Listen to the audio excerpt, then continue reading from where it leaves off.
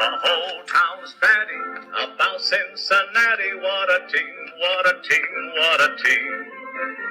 Each man and lady from 1 to 80, how they scream, how they scream, how they scream. Hello, Reds fans, and welcome to another edition of We Love Our Team. I am really excited today. We've got an old friend as our guest, and he's one hell of a guy. Jack and I are pleased to have Dave Shula as our special guest on this episode. Dave served as a head coach for the Cincinnati Bengals from 1992 to 1996.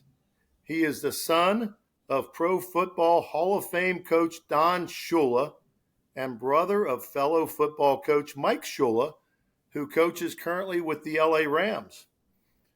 Dave was a high school football. So my brother, that's my brother Mike. So he's now at South Carolina coaching quarterbacks, and my son Chris is the DC with the Rams. Yeah. So sorry about that. No worries. Hey, thank you for your. We have trouble keeping track. That's right. I'm sure you do. Hey, Dave was a high school football and baseball player at Hollywood Chaminade High School in Florida, right? That's correct. And he was a star wide receiver at Dartmouth College, where he graduated with a degree in history in 1981. That's the Dartmouth Green Wave. Big Green. Big Green? Yeah, you're thinking Tulane, I think, is the Big Green Wave. So we are the Big Green. Yes. We're gonna revoke Randy's introduction rights here. I think. That's all right. Keep going, Randy. Dave, hey, I'll try to get the rest of this right. Dave's career as a fact checker on our podcast. Okay, Dave's career as an NFL player was a brief one-season appearance as a wide receiver and punt returner with the Baltimore Colts in 1981. He then began his coaching career with the Miami Dolphins in 1982. And in 1989, Dave was hired by Jimmy Johnson to be his offensive coordinator for America's team, the Dallas Cowboys, a position he held for 2 seasons. And thereafter, he left the Cowboys to take an assistant coaching position with the Bengals in 1981 before becoming the head coach. After leaving football, Dave joined the family steakhouse business in 1997 and has helped expand the franchise internationally. He is an amateur golfer.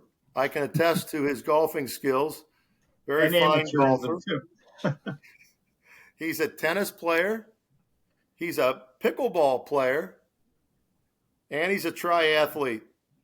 Dave is married to his lovely wife, Leslie, and they have 3 sons, Daniel, Chris, who is with the LA Rams, and Matthew. After a 22-year absence from coaching, Dave was hired as a wide receivers coach by Dartmouth College in 2018, and he recently retired and went on a tremendous golf trip with his buddies last month. That's right. Hey, Dave Shula, welcome to We Love Our Team. Thank you, Randy and Jack. It's a pleasure to be a part of your podcast here and talking with Cincinnati friends. And I have to add on my bio. So my wife would be really pissed if we did not include our 6 grandkids that our 3 married sons now have produced. 5 boys and 1 girl. So we're real proud of all that. But yeah, happy to be talking sports in Cincinnati. Grandparenting.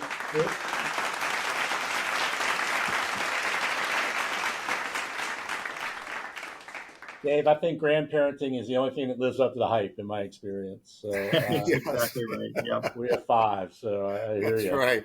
Well, welcome to the show. There's so many things that I want to ask you about it, but we are a baseball focused kind of thing. So when Randy said you were a baseball player in high school, what position did you play? Tell me about your baseball career a little bit. Yeah, so I played shortstop for our high school team, and then actually I played at Dartmouth too. I went and as a freshman played on the varsity and played third base because they had a really good senior shortstop, and and was looking forward to playing two sports back then. I was playing football.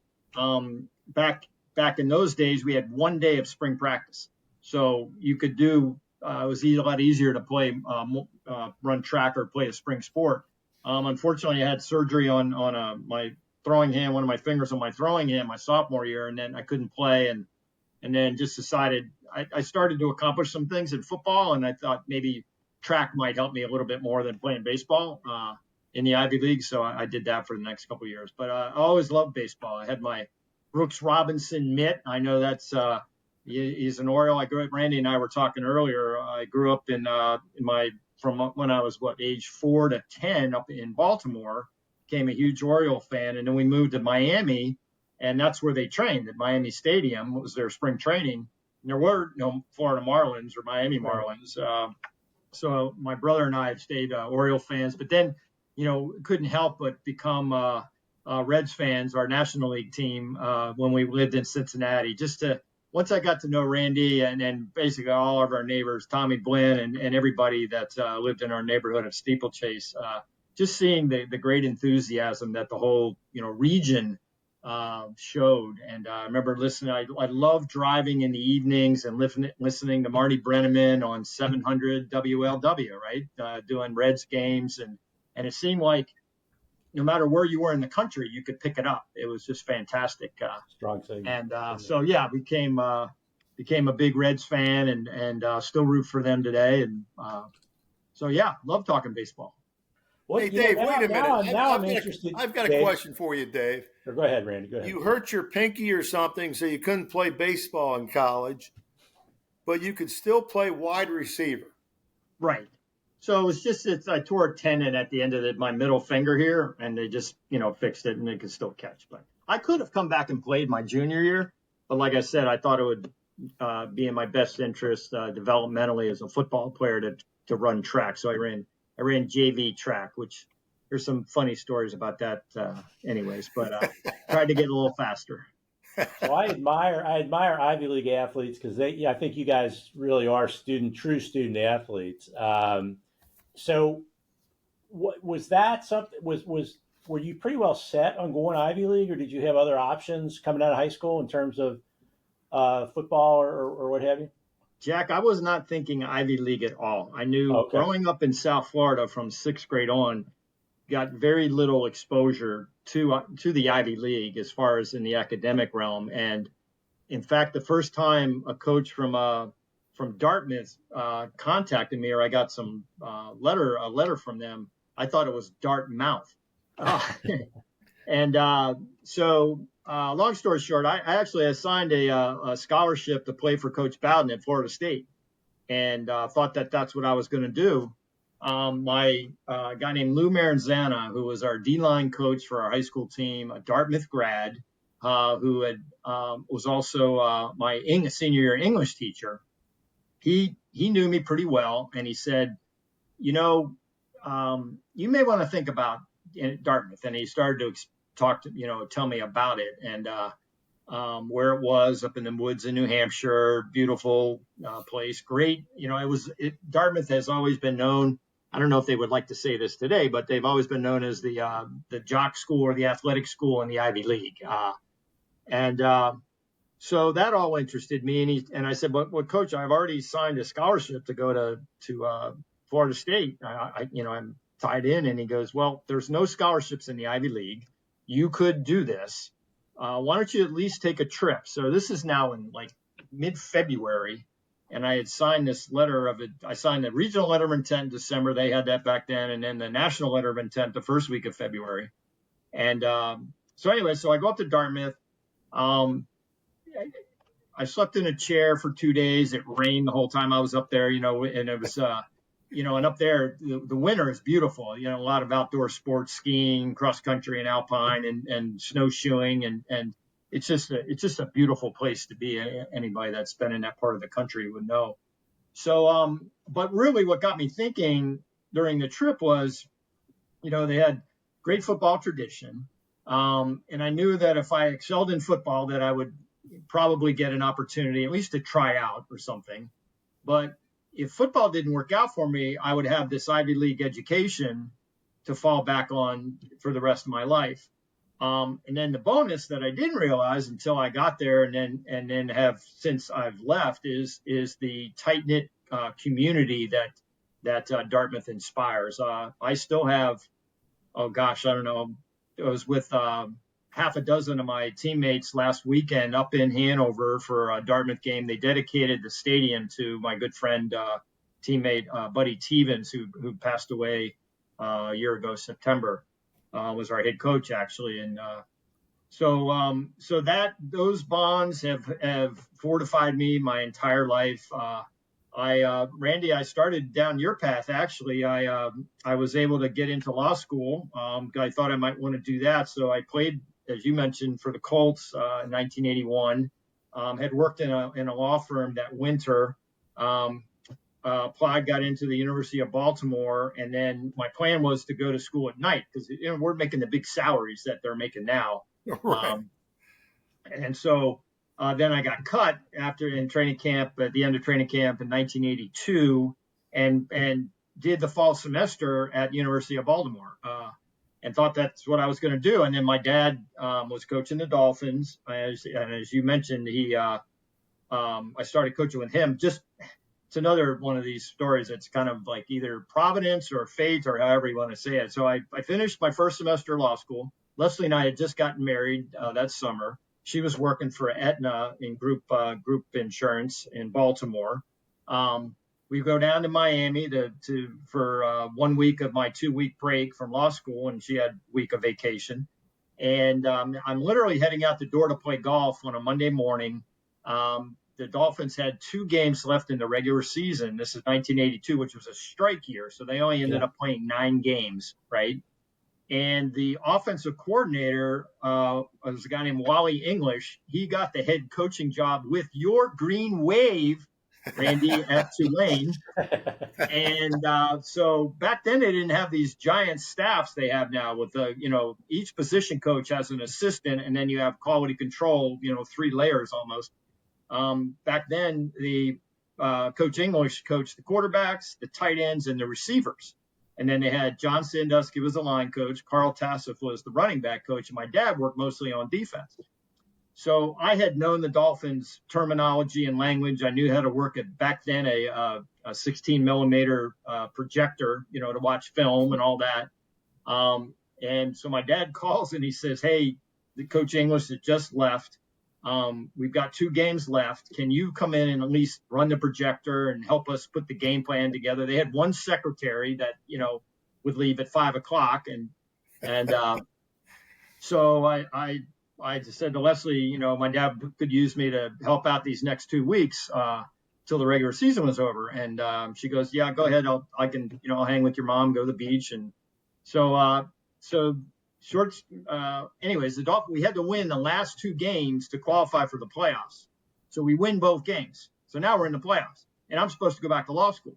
And I don't know if it's still this way, Randy, but back then the courses were sequential. So I couldn't start if I didn't take the winter spring term. I couldn't start again until the following winter spring. I don't know if it's still like that. But anyway, so I called the dean, Tony Agnone, who was an NFL player agent also. And he said, "Can I miss a week?" And he said, "Sure, it's not going to be easy for you, but go ahead." So first playoff game, we win. So now I call again, and he goes, "This is going to be okay." And we win again. Now we're in the Super Bowl. We play the 1983 Super Bowl against the Washington Redskins. And so I couldn't leave. I didn't feel, I guess I could have, but I wanted to remain my father's son, right? So, and not abandon him. Not that I was doing anything to help other than I wasn't screwing it up, I guess. So we end up going to the Super Bowl. Now what am I going to do? So my dad calls me in after the Super Bowl. Leslie's back in Baltimore working and says, what are your plans? And I said, well, I have an opportunity to go back to the same law firm I worked for the year before. I can't go back to law school until January. And he thought a minute and he said, and if you knew my dad, you can picture him saying this. He said, you didn't screw it up too badly. We did go to the Super Bowl. Yes, I'll offer you a 1-year contract, and we'll see how it goes. And if it doesn't work out, you go back and go to law school. So I called Leslie, and she said, well, let me see if I can get a transfer with Aetna down to Miami, which she was able to do. So that's how it started. Now, okay, so now fast forward. I know I'm talking a little bit more football maybe than you want to, but Right. so now it's the draft, the 1983 draft. Okay, the Dolphins, there's 28 teams. The Dolphins are picking 27. All right. We had 2 guys that had played quarterback the year before. David Woodley was like a wildcat quarterback, they would say now. And Don Strock was a true dropback style quarterback. And never thought that we would have a chance to take one of the quarterbacks in that draft who we highly valued. So, everybody rated John Elway 1, Dan Marino 1A. You had Jim Kelly. You had Tony Eason out of Illinois. A guy named Ken O'Brien from Cal Davis. Todd Blackledge from Penn State, right? So, we liked Elway and Marino, didn't really like the other guys. And as the draft's rolling along, Marino keeps falling and ends up falling in our lap with the 27th pick. And we couldn't believe it. My dad, we get to about the 20th pick, and a Hall of Fame coach was invented the 3-4 defense. A guy named Bill Arnsparger was the defensive coordinator, and he calls my dad outside the draft room, and he says, hey, Coach, he goes, I just want to remind you, because there's a lot of talk about Marino, that we had decided to take a defensive lineman, a guy named Mike Charles out of Syracuse, and with our first pick. And I think we ought to stick to our plan. And my dad said, noted, and went back in. So now, you start to doubt yourself, right? Because we didn't do a lot of research on Marino, because we never in our wildest dreams thought that, he would be available, right? So you start to wonder, why is he falling? What is going on? There were some rumors that he was smoking marijuana and that he was drinking, some, and he threw more interceptions his senior year than a lot of people thought that he should have. And so my dad calls the head coach at the University of Pittsburgh, where Dan had been playing, a guy named Foge Fazio. And he goes, Foge, he goes, what's up with Marino? And he goes, Coach, blank, blank, blank. I don't know what's up, but if you take him, he's going to be a Hall of Famer.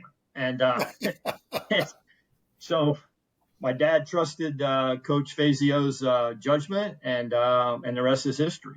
So fast forward to me now. So now I'm his coach, right? And I'm coaching the receivers. We had 2 guys named the Marks brothers. They ended up Mark Duper. We had taken in the 82 draft, so on injury reserve the whole year. World-class track athlete. And a guy named Mark Clayton we took out of Louisville in like the 5th or 6th round. It turned out to be a terrific player. And I'm their coach, right?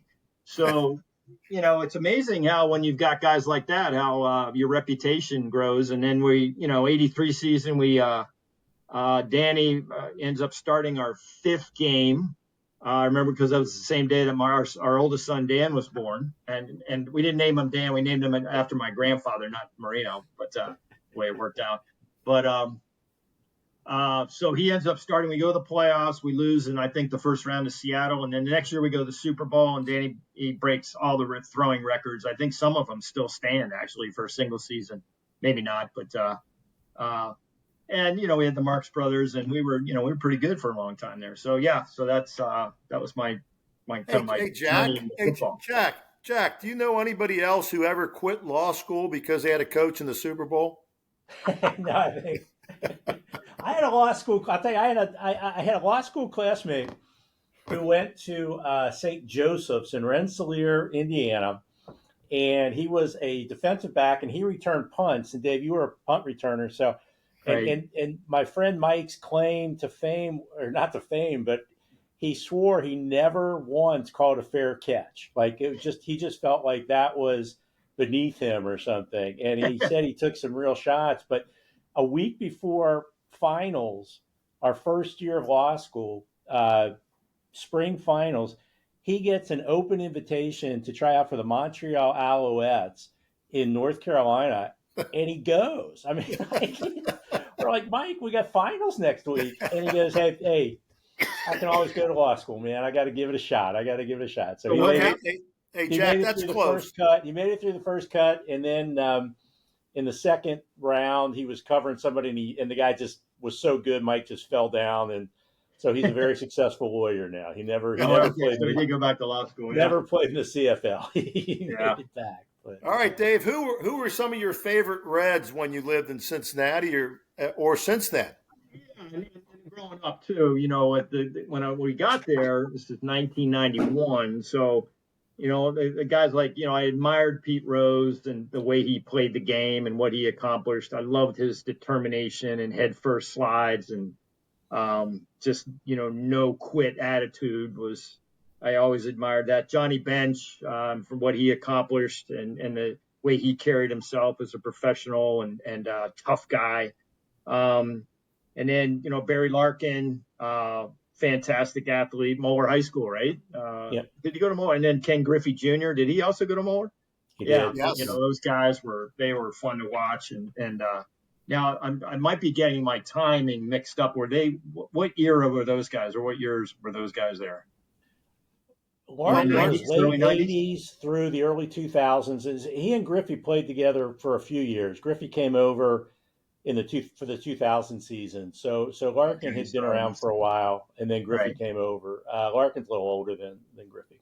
Okay, but I always admired those guys. And then I have to admit, I look at baseball, really any sport that's not football, and I try to predict, okay, if this guy, super athlete, was a football player, what would he play?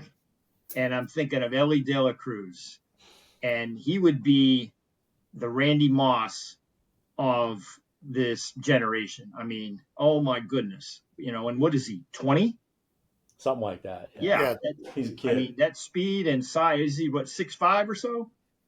Yeah, and with his athleticism and speed and he would be I would love to be able to coach him as a wide receiver in football, but I don't think the Reds are going to be giving him up. But yeah, so and our guys, our three sons are all still Reds fans, and it's fun. It's just the one thing we've always cherished about our time in Cincinnati is just the genuine and sports fans and enthusiasm, not just Reds fans, but it started there, because they were the first team and then carried over to the Bengals and to UC and to Xavier and, all the great St. Joseph's, all the great schools around there. And it's just contagious. And our sons all got caught up in it. Well, that's great. So they are Reds fans, huh? They are. That's fantastic. Okay, great. Well, I guess, and were there formative, so they were here as young. So they were there through, let's see, our oldest was there through seventh grade. And then I guess the middle one was there through fifth grade. And then our youngest was just getting into primary school. So, and they did, when they came down here, you had the Marlins and, they would follow those guys, but they always have retained their love for the Reds. Do you still follow the Reds and MLB in general? I can't say I follow the Reds that much. More of I still follow the Orioles and been really happy with their resurgence and what they've accomplished here. Building their farm system and those guys, young guys coming on and getting them into the playoffs. And but I can't say I follow it that closely, but I do. My brother and I, we do root for our Orioles. So we ask people frequently we've asked several people on our podcast, like the worst trade the Reds ever made. And probably the universal answer is Frank Robinson to the Orioles for Mil Pappas. So yes, thank you for that. Yes. The gift that kept on giving. He became for the Orioles, and that was a lot of fun watching him over the years. Dave, did you happen to attend any of the World Series games in 1970 with the Reds and the Orioles? I did not. We had just moved to, let's see, that would have been the fall of 70, right? Yeah. So, yeah, we were in Miami at that point. That was my dad, our first year down there. But I certainly would have if I was in Baltimore. Yeah. Could you play third base like Brooks Robinson could play third base? I had his glove. And I was hoping it would give me the hands that he had, but I was okay. I mean, I played varsity as a freshman at Dartmouth, so I did okay. I think tell you what, Johnny I look Bench back at still has those. nightmares I'm about sorry. Brooks Robinson. I think Johnny Bench still has nightmares about Brooks Oh Robinson. yeah, I think he gave a lot of hitters nightmares. Yeah. Yeah, I was saying I still look back. Sometimes I see that video pop up or something, and it's just incredible. I mean, the plays that he made. I actually like the Orioles. I mean, as much as I wanted the Reds to beat them in 1970, you had to kind of admire the way that Sure. organization was structured, and Weaver was such a great manager, and just so solid all around the diamond. My Yep. dad came back one time from a trip down to Florida around spring. He happened to go to Oriole spring training, and he could not. He and my dad was a big baseball fan. He just couldn't get over just how they ran. Like he just said, they spent 45 minutes on the cutoff drill. It's like he just couldn't believe it. Like that's what they were doing. In Just the details, right? Get the little things right, and the bigger things can possibly happen. So yeah, absolutely. Have you been to Camden Yards? I have. I have. Well, it was probably within the last 10 years, but yeah, what a they've done a great job of developing, like the Cincinnati has done with the riverfront, developing the inner harbor, they call it there, with Camden Yards. I think was the centerpiece that really got things rolling, and then they put in some retail and restaurants and hotels, and it's really it's fantastic. Yeah, I think that's still probably the nicest retro park, that Is that right? they've built. I haven't been to all of them, but I've been to several, and I still just thought that was just so Yeah, cool. The yeah. Boot Cow I had some barbecue, Boogs barbecue. Boog's Boot Cow, barbecue. That's first right, baseman. Yeah. So no doubt about Hey, it. hey, Dave, you went into the steakhouse business after you stopped coaching, but then you got back into coaching in 2018 at Dartmouth. Did you miss it? And you got back in? it kind of like my story with how I ended up with the Dolphins. So I had stayed close to the program while I was running Shula's, and our head coach, Buddy Tevens, and I had played together. So he was a senior when I was a sophomore. He was a quarterback. We won a championship. He was Ivy League Player of the Year, and we threw a lot of balls, to me, and that was a good way to start a friendship. And so we stayed close over all the years, and like I said, I was following the program, and by, let's see, 2018 now, I had brought somebody in to run the day to day at Shula's, and was looking to kick back a little bit, and I was talking to Buddy, and this was like, I guess, in January, and he said I may have we always talked about coaching, positions, and I knew I knew the guys on the staff, and he goes, yeah, I think my receiver coach is probably going to leave. He just threw that out there, and I thought about it, and then he talked again in February, and he said, yeah, he did end up leaving, and I said, well, what are you going to do? You got somebody in mind? And he goes, well, I got a bunch of candidates on the list, and he goes, I'm going to throw you a curveball here and put my name in the hat, and I go, what would you think about that? Would you be interested? And he goes, he's a smart guy, and he knows Leslie very well, my wife. And he said, well, what does Leslie think? And I said, well, I'm not gonna play that marker unless you're interested. And he goes, yeah, why don't you go talk to her? And so I did, and so we had fortunate, to have a nice home down here in South Florida, and she's a Dartmouth grad. We were classmates at Dartmouth, and then also our oldest son had graduated 2006 from Dartmouth, and then her parents were still alive at this time. They lived just 2 hours south in Springfield, Massachusetts. So she said, you know what? As long as we keep our home here in Florida, and I can go back and forth, I'm good. It'd be great. So yeah, I went back, and we had, let's see, I was there 6 years. We only had 5 seasons because of COVID. One year we didn't play. Won 3 championships, and then unfortunately, I mentioned they named the stadium after Buddy Tevens, who, I don't know how much if you guys are aware. He passed away September 19th of 2023 after he was in a horrible accident that he managed to survive for 6 months. And how he survived, nobody can figure out, because he got hit by F-150 going 50 miles an hour. He got hit broadside crossing a Oh, road on a bicycle after Oh, having dinner with his wife at night. It was horrible. But he survived it. So anyways, that was a tragic ending from a personal standpoint with him. But my experience there was just fantastic. The staff, the players, the big difference for me, I had not been a college coach ever. So coming from an NFL, my dad, of course, I only knew him as an NFL coach. He had a few years in college prior to joining the NFL, but so I had no experience. My brother had coached in college, and then all three of our sons had coached in college at one point, but I had never done it. And so my takeaways were just the personal relationships you develop with these young men who are 16, 17, 18 when you're recruiting them, and they come as first year students and then graduate, and seeing that development, and then getting to know their parents and involved in pretty much every aspect of their life, while they're under your care. I viewed it as I had, we had 14 receivers. I had 14 more sons, and really have enjoyed that. And now, I'm out, and I'm every receiver that's at Dartmouth right now, all 14 of them I recruited, even this year's class. So I stay in touch with them and the staff, and I'm very happy to follow them and see that they had an amazing comeback against Yale this past weekend, and are now 4-0 and 2-0 in the Ivy League. So it's yeah, it was a very enriching experience for me to be around those kids and develop those relationships.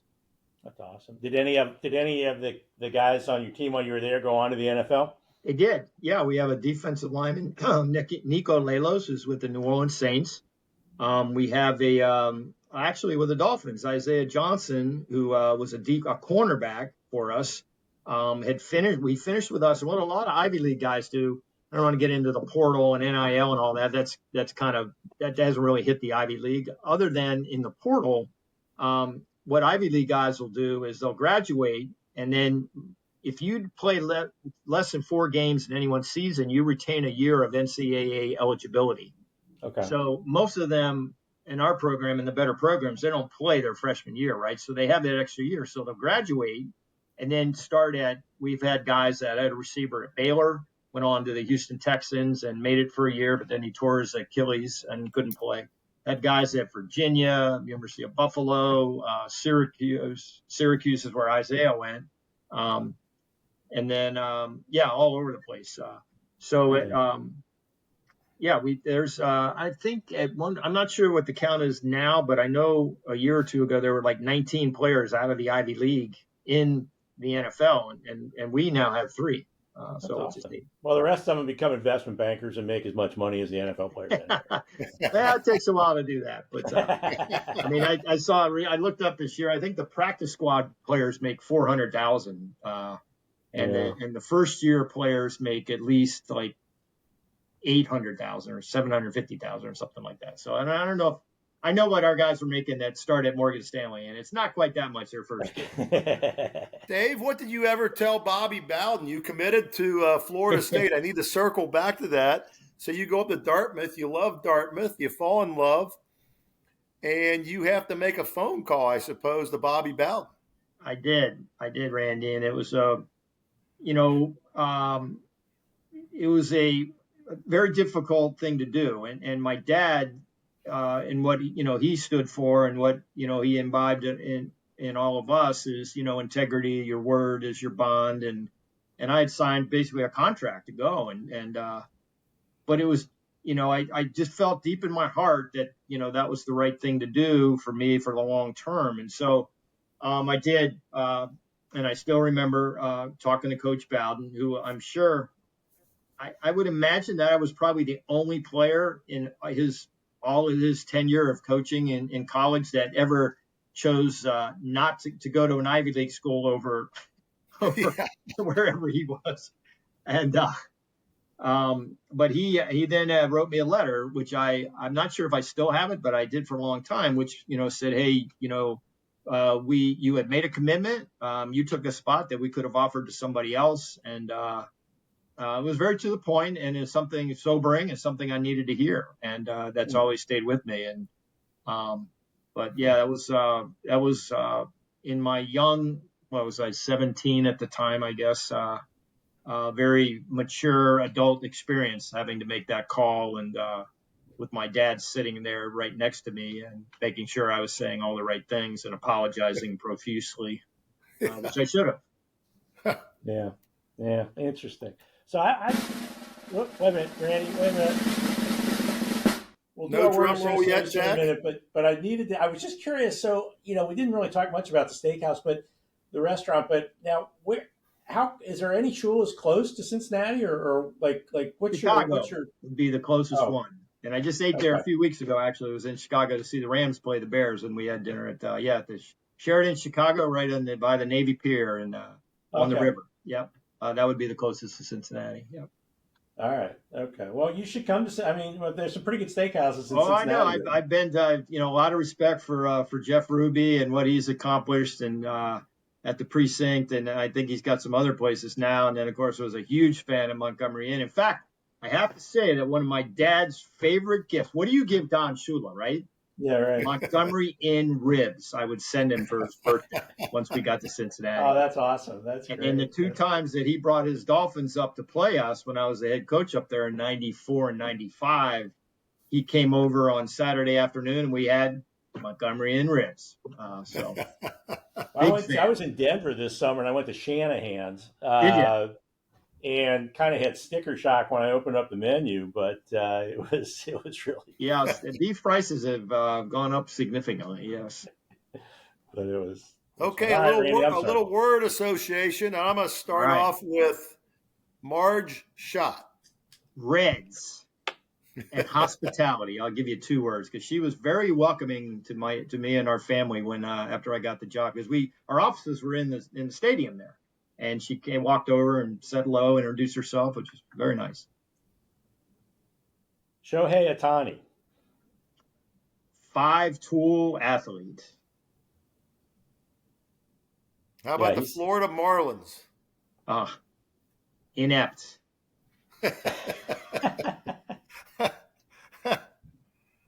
Wow. Well, I guess there's some truth to that, So we've talked a little bit about your dad, but Don Shula. Greatest. Yeah. There's no question about that. How about Tom Blinn? Oh, wonderful neighbor, golf teacher extraordinaire. UDF or Graders? Oh, UDF. Really? There you go, Dave. What do they call their milkshakes? Just milkshakes? Malts, or you can also malts, yeah. Malts and milkshakes. Oh, yeah. There was one down outside of our neighborhood in Sims Township, almost to I guess Loveland there, and I can't remember the roads, but I partook in a lot of their milkshakes, and fantastic. How about Skyline or Gold Star? Oh, no question, Skyline. Had it yesterday, fortunately. Down here in our grocery stores, the predominant grocery stores in South Florida, throughout the Southeast now, are Publix grocery stores, and they carry frozen Skyline chili. So there are always 2 in our refrigerator. On Sunday, I made a 3-way and thoroughly enjoyed it, and about every 2 weeks. And our sons do the same thing. They when they get an opportunity, they became Skyline fans. As you guys, Jack, I'm not sure about you, but I know, Randy, you raised a family. I mean, that was one of the greatest family restaurants to go to, right? You sit down. By the time you handed them the menu, they start to give you your food. And with kids, it's like, it was fantastic. Absolutely. Have you made Skyline dip, Dave? Oh, yeah. That's our go-to. When we live in a nice little community here in Jupiter, Florida, and so when we go to a dinner party, and we're bringing the appetizer, it's Skyline chili dip. All right, that's awesome. That's great. That is fantastic. I'm gonna throw one at you, Dave. Betsy Ross, who was a guest on our podcast, she's the head of game day communications in Cincinnati, and she told me a story about you. She invited you and I believe your kids up to the ESPN studios, and for some reason you couldn't make it. But then she came down to Miami Glades, which I think is the headquarters of your restaurant, right?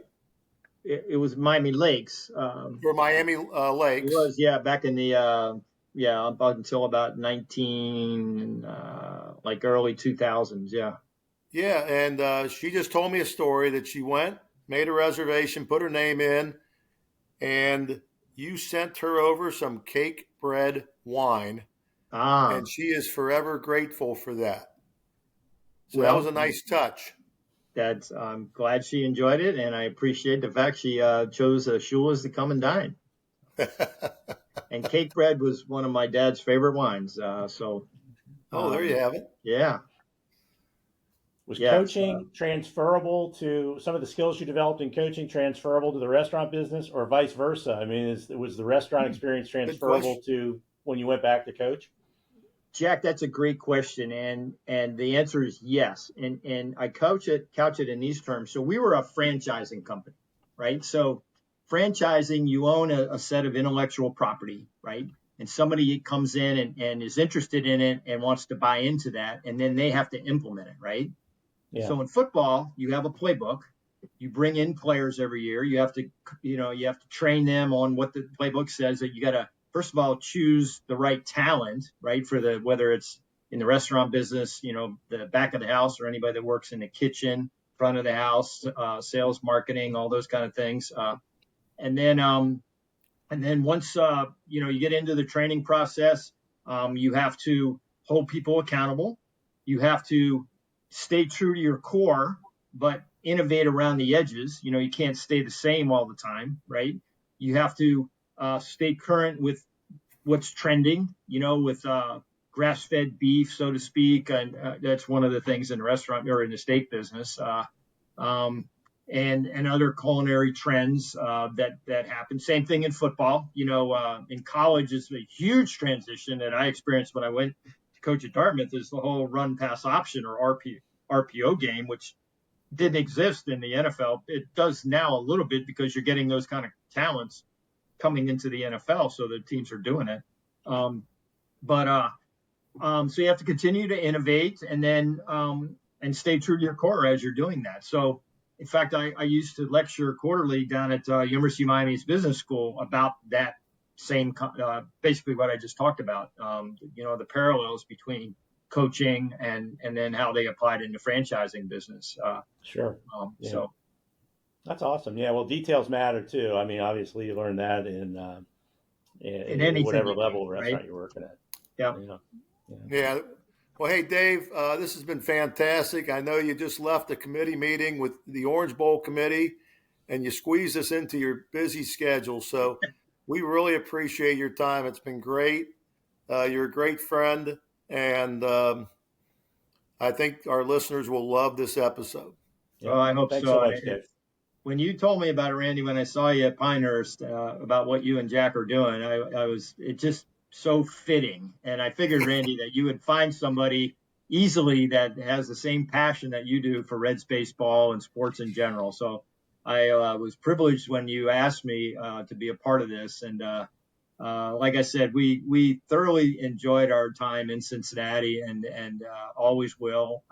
Great memories, and still, I hope to be back next year at Pinehurst with all you guys and enjoying some great stories about St. X and Moeller and all the great things that you guys accomplished while you were a youth there. But it's fantastic. It's the same stories every year, Dave. They just keep getting better, right? That's right. That's right. Oh, I enjoyed it, guys. Right. Thank you for having me. Hey, thank you very much.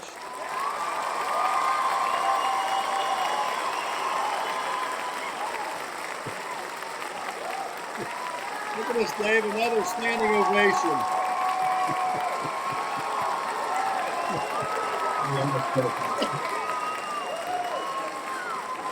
Settle down. Settle down. Hard to control these folks. Oh, that's fantastic. Cincinnati enthusiast. The